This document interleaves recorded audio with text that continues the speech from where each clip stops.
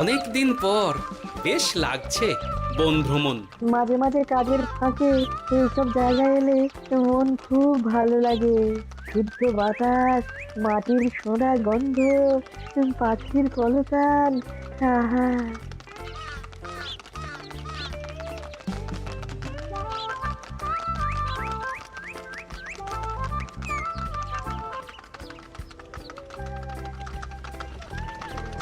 মহারাজের রথ থামছে।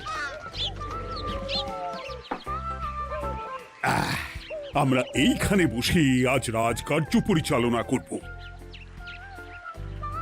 মন্ত্রী, তুমি ঝটপট এখানে বসার বন্দোবস্ত করে দাও। আমি এক্ষুনি ব্যবস্থা করে দিচ্ছি মহারাজ। এই এখানেই আমাদের বসার জন্য ছাউনি করে দাও। এক্ষুনি করে দিচ্ছি মন্ত্রী মশাই। এরা বসার জায়গাটা করে দিক, ততক্ষণ আমরা একটু হেঁটে আসি।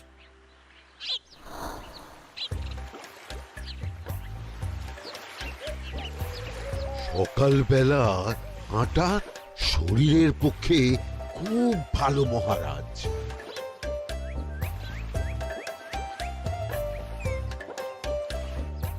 আগেকার দিনে রাজা মহারাজরা এই সব বনে মৃগয়া করতে আসতেন। মৃগয়া একদম ভালো নয় মন্ত্রী। তুমি জঙ্গলে আসছো অন্য প্রাণীদের মারতে। কেন মারবে? ওরা তো তোমার কোনো ক্ষতি করেনি। না, তা করেনি, কিন্তু তখন ওটা রাজা মহারাজাদের খেলা ছিল। শুনেছি আপনার প্রপিতামহ খুব ভালো বাঘ শিকার করতেন, অনেক বাঘ মেরেছেন। মন্ত্রী, তুমি একটা কথা হয়তো জানো না। আমার প্রপিতামহ শিকার করতেন, কিন্তু কোনো স্বাভাবিক জানোয়ারকে নয়। যে বাঘ মানুষ খেকো হয়ে প্রজাদের ক্ষতি করত, আমার প্রপিতামহ সেই সমস্ত বাঘদেরই মারতেন। এছাড়া উনি বন্য প্রাণী সংরক্ষণ করতে বড়ই ভালোবাসতেন।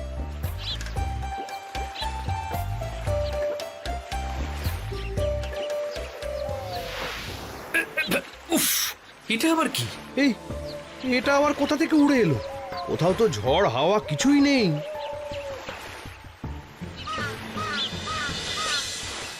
একটা ধাঁধা মহারাজ, এই কাগজে লেখা। ধাঁধা? পড়ো দেখি। জোয়ার ভাটা প্রভুর খেলা, ভাটা হবে হলে বেলা। ভাটা হলেই দেখা যাবে লাল রঙের এক পাথর পাবে। নদীর ধারে গর্ত করে যত্নে সাজাই কলস ভরে। হেথায় হোথায় ছড়িয়ে যাহা, অন্ধকারে জলে তাহা। ঢুকলে চক্ষু ঝলসে যাবে, হাতের কাছে ঘন্টা পাবে। ঠিক ঘন্টা বাজলে পরে পড়বে ঝরে থরে থরে। ঘন্টা যদি হয় ভুল, যেন তুমি হারাবে কুল। ঠিক ঘন্টা চিনতে হলে নকশা দেখো চক্ষু খুলে। সিন্দুক দেওয়ালে হাত দাও, আসল ঘটনা জেনে নাও। ওরে বাবা, খুব দীর্ঘ ধাঁধা। তা মন্ত্রী, তুমি কিছু বুঝলে? এটা একটা গুপ্তধনের নকশা। এর মধ্যে গুপ্তধন কোথায় আছে তার একটা ধারণা দেওয়া আছে। গুপ্তধন? ওটা আমাকে পেতেই হবে, পেতেই হবে। দেখি দেখি, একবার কাগজটা দাও। গোপাল, কাগজটা আগে আমার হাতে দাও, দেখি ভালো করে। এখন নদীতে জোয়ার চলছে গোপাল। একটু পরেই ভাটা শুরু হবে। হ্যাঁ, ভাটা না হলে কিচ্ছু বোঝা যাবে না। এখানে স্পষ্ট লেখা আছে, ভাটা হলেই দেখা যাবে লাল রঙের এক পাথর পাবে। তার মানে আমাদের ভাটা হওয়া পর্যন্ত অপেক্ষা করতে হবে। না, সময় নষ্ট না করে ধাঁধাটার সমাধান করতে শুরু করি। ভাটা হলে একটা লাল রঙের পাথর দেখা যাবে, এই পর্যন্ত পরিষ্কার আছে। বুঝতে হবে ওর পর থেকে। পড়ো গোপাল, চলো আমরা সবাই বুদ্ধি লাগাই। নদীর ধারে গর্ত করে যত্নে সাজাই কলস ভরে। এটার অর্থ, ধাঁধাটা মাথায় বসিয়ে নিয়েছি, এবার কে কি বলবে সেটা শুনতে হবে। চলো গোপাল, আমরা ধাঁধা যেমন যেমন বলেছি তেমন তেমন ভাবেই চলি। চলুন মহারাজ, এখন আমাদের দেখতে হবে লাল পাথর। কোথায় আছে লাল পাথর? চলো চলো সবাই, চোখ কান খুলে আমরা নদীর পাড় ধরে হাঁটি। আমি একটু তফাতে হাঁটি। গুপ্তধন আমাকে একা পেতে হবে। ভাটা হলেই দেখা যাবে লাল রঙের এক পাথর পাবে। আমাকে চোখ কান খোলা রাখতে হবে। লাল পাথর, নদীর চড়ায় লাল পাথর দেখতে হবে। লাল পাথর, লাল পাথর। ওটা কি? এই তো লাল পাথর, লাল পাথর। ওরা অনেকটা এগিয়ে গেছে, ওদের আমার দিকে নজর নেই। এই সুযোগ, এই সুযোগ, একা একা গুপ্তধন নিয়ে পালাবো। আহ, এ- এ।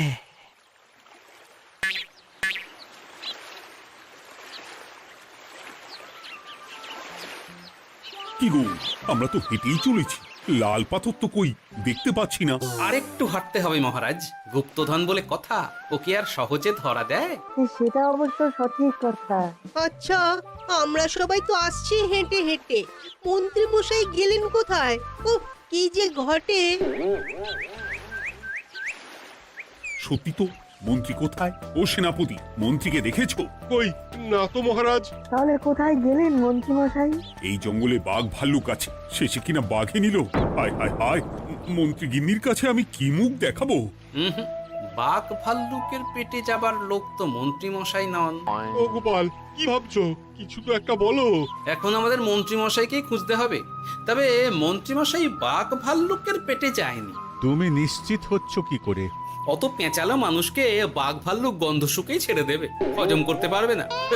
না না না, এখন রসিকতা করার সময় নয়, আমাদের মন্ত্রীকে খুঁজে বার করতেই হবে। কোথায় গেল মন্ত্রী? চলো চলো, গুপ্তধন মাথায় থাক, চলো মন্ত্রীকে খুঁজি। আহ, মন্ত্রী কোথায় গেল কে জানে। একবার পুরো ধাঁধাটা ঝালিয়ে নি। ভাটা হলেই দেখা যাবে লাল রঙের এক পাথর পাবে। ভাটা হয়েছে, লাল রঙের পাথরের মাথায় চাপ দিয়ে গুহার মুখও খুলেছি। এবার এবার নদীর ধারে গর্ত করে যত্নে সাজাই কলস ভরে। এটাই তো ঠিক বুঝতে পারছি না।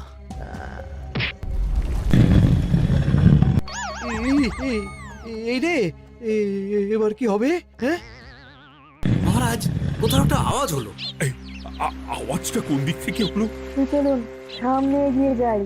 আমার মনে হয় আওয়াজটা সামনের দিক থেকে এলো। আমারও তাই মনে হলো। তবে কি মন্ত্রী মশাই লাল পাথরের হদিশ পেয়ে গেছেন? আমাদের চোখে পড়লো না, অথচ মন্ত্রী মশাইয়ের চোখে পড়ে গেল। আসলে আমরা কথা বলতে বলতে গেছি, তাই নজরে পড়েনি। মন্ত্রী মশাই একা একা আমাদের পেছন পেছন আসছিলেন। উনি ইচ্ছে করেই আমাদের পেছনে পেছনে আসছিলেন। নিজে একা গুপ্তধন নিয়ে যেতে চেয়েছিলেন, এখন কোথায় আছেন কে জানে।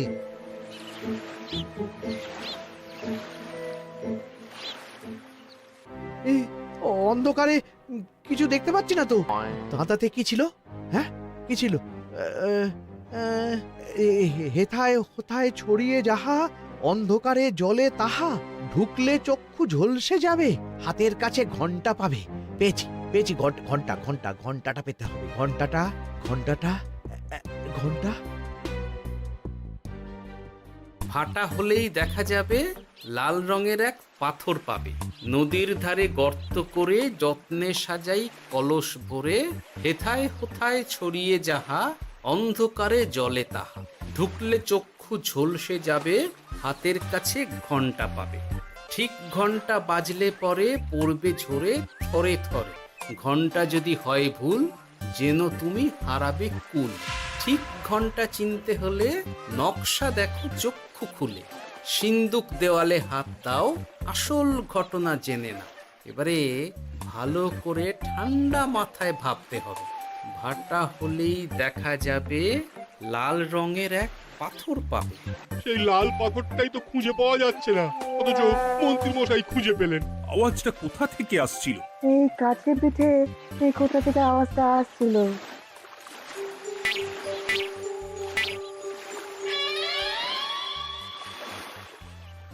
এই তো, এটাই মনে হয় সেই লাল পাথর। একটু নাড়িয়ে চাড়িয়ে দেখি তো কিছু হয় কিনা।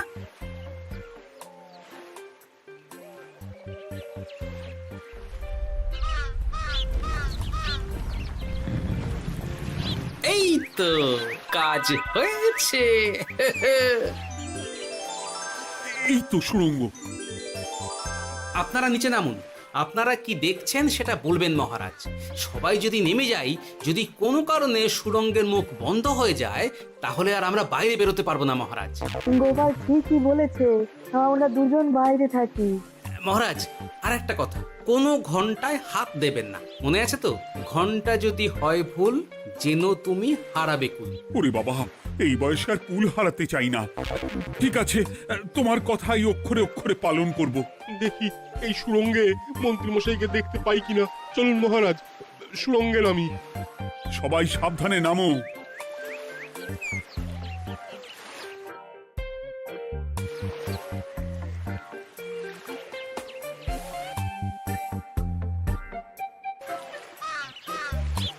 মহারাজ, ওখানে কি কি দেখতে পাচ্ছেন? ওখানে কি মন্ত্রী মশাই আছেন? না গোপাল, মন্ত্রীকে এখনো দেখতে পাইনি। শুধু আমি এখানে অজস্র পাথর দেখতে পাচ্ছি। পাথরে পাথরে ছয়লাভ, ছোট বড় অজস্র। পাথরগুলো বড় অদ্ভুত, কিরকম কিরকম মানুষ মানুষ গড়ন।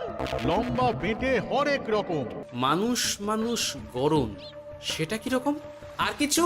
কোনো কলসি কি দেখতে পাচ্ছেন? কলসি তো দেখতে পাচ্ছি না। মহারাজ, কলসি থাকতেই হবে, কারণ ধাঁধায় লেখা আছে নদীর ধারে যত্ন করে যত্নে সাজাই কলস ভরে। গর্তটা আসলে হলো সুড়ঙ্গ, কিন্তু কলস। মহারাজ, মহারাজ, এইদিকে এইদিকে একটা কলসের মতো কি যেন আছে। এইদিকে আসুন, এদিকে এদিকে। হ্যাঁ গোপাল, দেখতে পেয়েছি। এবার আমি যেরকম যেরকম বলবো সেই রকম সেরকমই করবেন। আমি বিজ্ঞানীকে নদী থেকে জল তুলে পাঠিয়ে দিচ্ছি। পাত্র কোথায় পাবে? আমাদের জল খাবার যে পাত্র আছে সেটা আনতে লোক পাঠাচ্ছি। ঠিক আছে। শুধু একটা কথা বলছি, আপনারা কেউই সুড়ঙ্গের ভেতরে কোনো কিছুতে হাত দেবেন না। কেন গোপাল? সব পরে বলবো, এখন আমি যা বলছি সেটা শুধু মনে রাখুন। সুড়ঙ্গের ভেতরে কিছুতে হাত দেবেন না। ঠিক আছে। প্রহরী, তুমি যাও, যেখানে আমাদের বসবার আয়োজন করা হয়েছে সেখানে গিয়ে একটা জলের পাত্র নিয়ে নদী থেকে জল ভরে নিয়ে এসো। গোপাল, মন্ত্রীমশাই কোথায় গায়েব হয়ে গেলেন? কোথাও গায়েব হয়ে যাননি বিজ্ঞানী, কোথাও গায়েব হয়ে যাননি উনি। উনি ওই সুড়ঙ্গের ভেতরেই আছেন। কিন্তু কেউ তো ওনাকে দেখতে পাননি। সম্ভবত পাথর হয়ে আছে। এখন কিভাবে পাথর হয়েছেন সেটা তো আমি বলতে পারবো না। সবটাই স্বপ্নের মতো লাগছে। ঠিক যেন স্বপ্নের মতো লাগছে। এই জীবনে সুরঙ্গ দর্শন হয়ে গেল। আমাদের পাতাল প্রবেশ। পাতালে আসিয়া আমি মনে মনে বলি, গুপ্তধন নিয়ে আমরা যেন সৎ পথে চলি। তোমার এখনো কাব্য আসছে সভাকবি?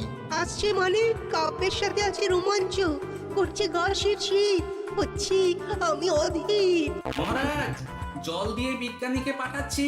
কি করতে হবে বিজ্ঞানীকে সব বলে দিয়েছি। তুমি ভেতরে আসবে না? আসবো ঠিক সময়ে। এখন আমি যেমন যেমন বলবো আপনি ঠিক তেমন তেমন করবেন। ঠিক আছে। বিজ্ঞানী, যেমন যেমন বললাম ঠিক তেমন তেমন ভাবে কলসিকে জল দিয়ে পরিষ্কার করবে।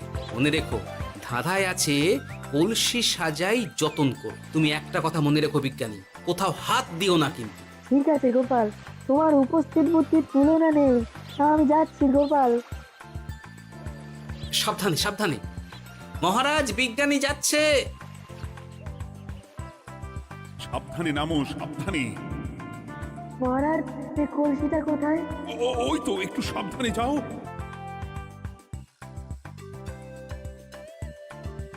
বিজ্ঞানী, কলসির দেখা পেয়েছো? পেয়েছি পেয়েছি পেয়েছি। এবারে কলসিটাকে ভালো করে জল দিয়ে ধুয়ে দাও। কলসির আলোয় সুড়ঙ্গ আলোকিত গোপাল। এরপর কি? ভালো করে দেখুন মহারাজ, কোথাও ঘন্টা দেখতে পাচ্ছেন কিনা। ঘন্টা একটা তো নয়, সার সার ঘন্টা, অনেকগুলো ঘন্টা। সাবধান, ঘন্টায় হাত দেবেন না, শুধু দেখুন।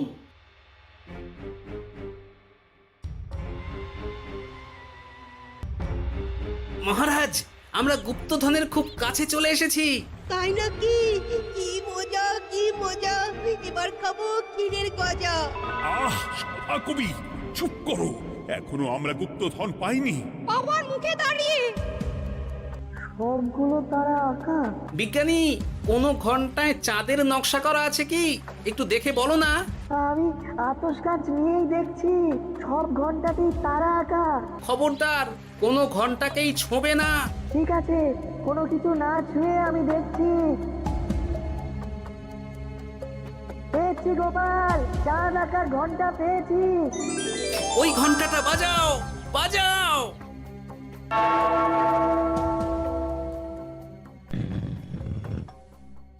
গুপ্তধন পেয়েছেন মহারাজ? বাঁচাও, বাঁচাও, বাঁচাও।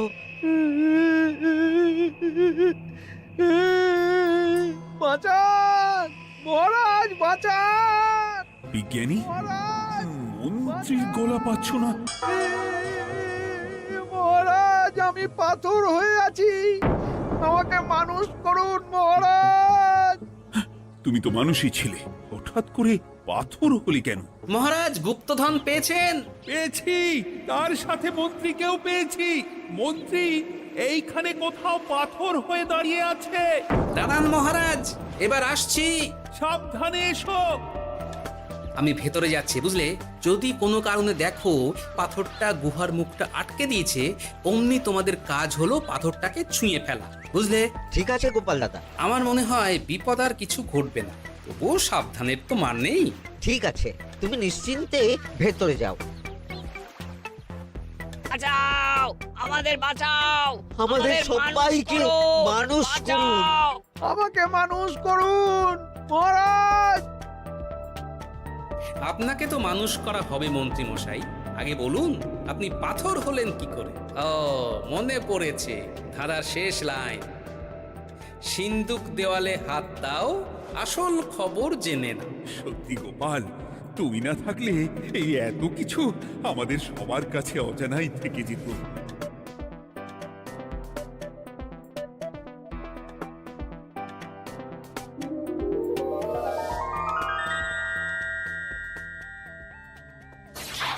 ধন্যবাদ আমাকে মুক্ত করার জন্য। আপনি কে? আমি যক্ষ। আমাকে এই ধন সম্পত্তি পাহারা দেওয়ার জন্য এক ডাকাত দলের সর্দার যক্ষ করে রেখেছিল। আমি 100 বছর ধরে এইখানে যক্ষ হয়ে আছি। আমি তোমার জন্য মুক্ত হলাম গোপাল। এই সম্পত্তি তোমার গোপাল। সম্পত্তি নিয়ে আমি কি করব? আমি এই সব সম্পত্তি মহারাজকে দান করলাম, রাজ্যের অনেক কাজ হবে। তুমি ধন্য গোপাল, তুমি ধন্য। এবার আমার যাবার সময় এসেছে, আমাকে যেতে হবে। যাবার আগে এই পাথরগুলোকে মানুষ করে যান। এরা সব লোভী। আমি আমার সীমিত ক্ষমতায় এই গুপ্তধনের ধাঁধাকে এখানে যারাই ভ্রমণ করতে আসে তাদের হাতে তুলে দিই, কিন্তু কেউ এই ধাঁধার সমাধান করতে পারে না। সবার মনে লোভ কাজ করে, এই লোভ এদেরকে পাথর করে রেখেছে। পাথর হলো কি করে? একটা মানুষ এসে বুক ভরা লোভ নিয়ে আধা পুরো না জেনে পাথরে হাত দিলেই সে পাথর হয়ে যাবে। আমাদের আমাদের খুব ভুল হয়েছে, আর লোভ করব না। আমাদের বাঁচাও। আমাকে মুক্ত করে দিন, আমার খুব ভুল হয়েছে মহারাজ, মুক্ত করে দিন আমায়। তুমি এখানে আগে এসেছিলে, তাই তো আগে এসে ভাবলে নিজেই একা একা গুপ্তধনকে হরপ করে দেবে। এদিকে তোমাকে না দেখতে পেয়ে আমাদের কত চিন্তা হচ্ছিল। যারা লোভী তারা কারো কথা ভাবে না, শুধু নিজের কথা ভাবে।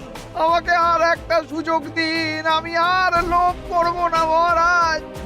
তোমার কথার কোনো দামই নেই। না মহারাজ, আমাকে আমাকে আর একটা সুযোগ দিয়ে দেখুন, আমি আর লোভ করব না, আমাকে মানুষ করুন মহারাজ।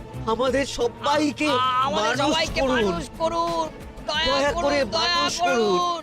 যক্ষরাজ, এদের আপনি ক্ষমা করে দিন। ঠিক আছে, তোমাদের আবার মানুষ করে দিচ্ছি।